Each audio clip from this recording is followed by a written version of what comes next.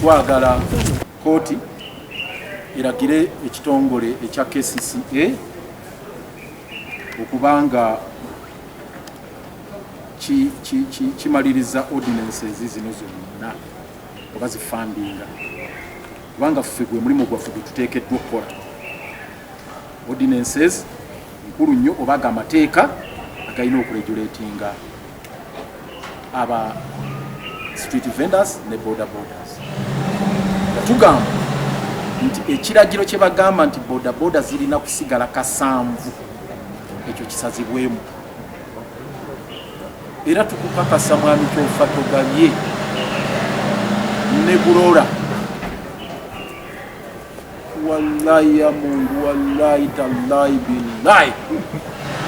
Mugenda kugoba bodaboda mukibuga. Nti musisigaze kasanvu okuva ku mitwalo 20 ekyo kye bayita okulugulira ku pata okwekulira akabazi ku ggulu. Tugenda kufaafagana olutalo mwalulangiridde naffe tusinzidde wano ku sitevo tulange kati zinadde okunywa mu ango zonna kati tuyise mu kooti eryokubo limu naye ne makuba amalala yonna tujja. Ate mwami Kyofatogabye ne tiimu yo esooka otunulire ku baakusooka wano. Manyi bagamba obulwadda bukumanyisa enkuba gyeva. Ffe tuludde wano kaalo tumanyi kyekitegeeza akasiteko. Weebuuze ku bajerifa, weebuuze ku babeetikamya, bafranka tumwebaze, naye akasembayo munywanyi omuganda we mubadde balongo. Kyofatogabye ne Hudu babadde balongo. Omulongo omu yabuusa. Kati linda ekiddako. So tugenda kufaafagana mu ango zonna ekyo tukukakasa. Wawawudde naffe tuwawudde. Tusazeewo okugenda mu kooti ng'abakulembeze ab'oku ntiko mu kitongole nga ffe ye executive team policy making body ey'ekitongole ne bannange bano tuli bataano era ng'etteeka lituwa obuyinza okubanga ffe tutandika poliisi ne tuzitwala mu kanso bwe ziyisa ne zitandika okukola nga zikomyewo eno ne tuzisayininga. Naye kirabika bannaffe abali mu kitongole n'abali mu gavumenti bo basazeewo obutagoberera mateeka. Tubabeeredde bantu balamu nga tulowooza nti tebajja kuba nga bannaabwe abaasooka nga tulowooza balina kye baayita kubanga bafranka tumwebaze babaddewo, babeetikamya babadde wano, bajenifa Semakula Musisi babadde wano. Bonna ebyo bye bakola babigezezzaako nga bajja bagezaako bikola ne tulwanagana nabo. Kati eno tiimu empya bwe yajja ne minisita mupya,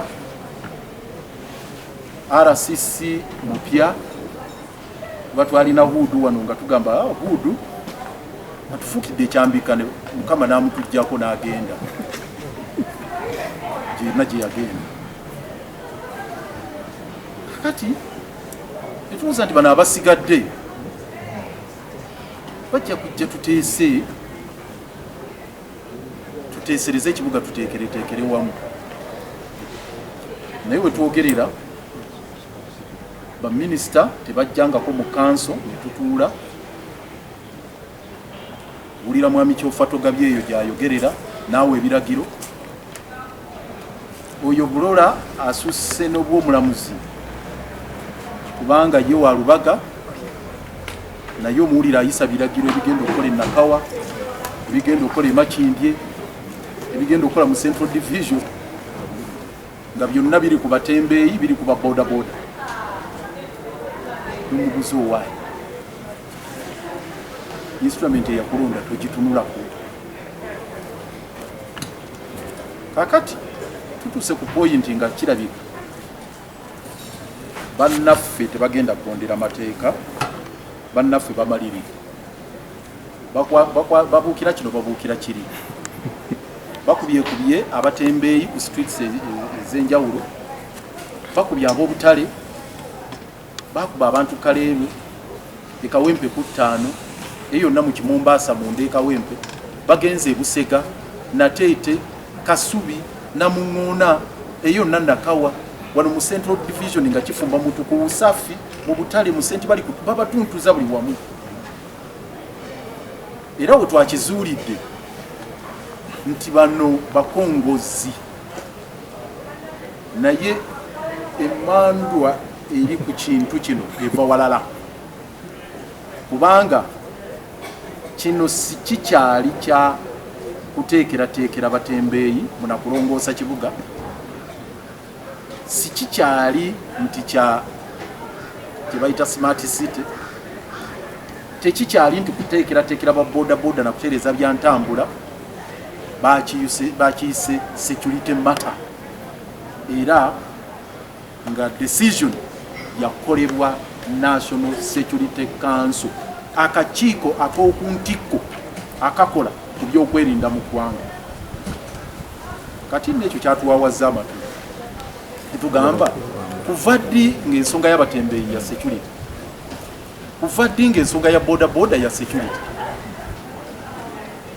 era etteeka liri luddawa eriwa National Security Council obuyinza obuga nti be bateekerateekera abatembeeyi, ne baleeta n'amagye, ne bayiwa abakubi b'emiggo, abantu ne babalundira ku miggo ng'ente.